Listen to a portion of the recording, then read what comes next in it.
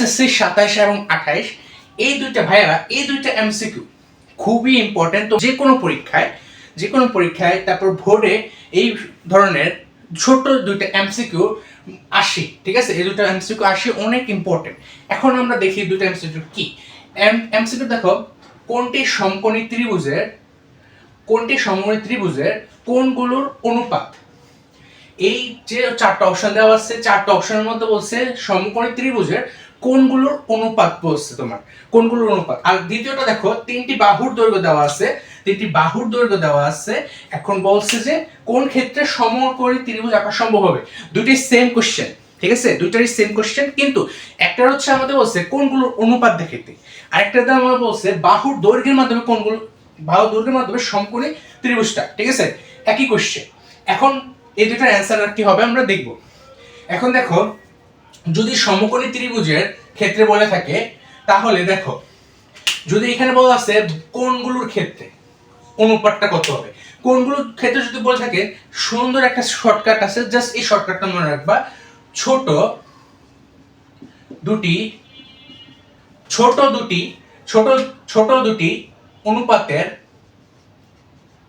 অনুপাতের যোগফল, ছোট দুটি অনুপাতের যোগফল ইকুয়াল টু বড় অনুপাত।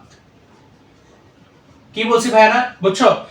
ছোট দুটার আমরা যোগ করব, যদি বড় অনুপাতের সমান হয় তাহলেই আমাদের এই কোণগুলোর অনুপাতের ক্ষেত্রে সমকোণী ত্রিভুজটা আঁকা সম্ভব হবে আর কি, ঠিক আছে? এখন দেখো 6 + 13 এই দুটো ছোট অনুপাত, 6 + 13 = 19, 18 হয় না, তাই এটা বাদ। তা দেখো 1 + 5, তাহলে এটাও বাদ, 6 9 হয় না, এখানে 8 এটাও হয় না, তাহলে দেখো এটা হচ্ছে 15, এখানে 15, ঠিক আছে? এই দুটো মিলে 15 হয়, এটা 15, তাহলে আমাদের অ্যানসার এটা। আশা করি বুঝছো। এই শর্টকাটটা জাস্ট মনে রাখবা, ট্রিক, ঠিক আছে? এই ট্রিকটা মনে রাখবা, ছোট দুটো অনুপাতের যোগফল ইকুয়াল টু আমাদের বড় দুটো অনুপাতের যোগফল। পরেরটা যে এটা কোণের ক্ষেত্রে গেল, পরেরটা দেখো বাহুর দৈর্ঘ্য যদি দেওয়া থাকে, তাহলে সমকোণী ত্রিভুজের আঁকা সম্ভব হবে কিনা। সম্ভব। দেখো এখন উপরেরটা একটু মুছে দিই, ঠিক আছে? আশা করি বুঝছো তোমরা এটা। এই লাইন এখানে একটু মুছে দিই। এখন দেখো বাহুগুলো দৈর্ঘ্য গেলে সমকোণী ত্রিভুজ আঁকা সম্ভব কিনা, জাস্ট এটা ট্রিকটা মনে রাখবা। এই ট্রিকটা, অতিভুজ স্কয়ার ইকুয়াল টু লম্ব স্কয়ার প্লাস ভূমি স্কয়ার।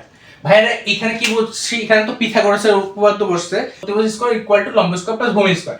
এখন এখানে আমরা কি বোঝাতে চাচ্ছি দেখো, এখন অতিভুজ মানে মনে রাখবো ভাইয়ারা, অতিভুজ মানে রাখবা সবচেয়ে বড়, কোশ্চেনের যে সবচেয়ে বড় মানটা দেওয়া থাকবে সেটার স্কয়ার, ঠিক আছে? আর এই দুটো হচ্ছে ছোট দুটোর অনুপাতের স্কয়ার, এটা মনে রাখবা, তাহলেই হয়ে যাবে। দেখো এখন দেখো তুমি ক্যালকুলেটর ব্যবহার করতে পারো, সিম্পলি ক্যালকুলেটর ব্যবহার করতে পারো। এখন দেখো শেষেরটা আমাদের, দেখো শেষেরটা, এটা হচ্ছে সবচেয়ে বড় অনুপাত, তাহলে এটা হচ্ছে 10 square equal to 6 square plus 8 square, এটা করলাম, ঠিক আছে?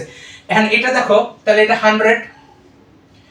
100 আসলো, দেখা যায় না, দেখা গেলে উপরে দিতে পারো, এটা 100 আসলো, ঠিক আছে?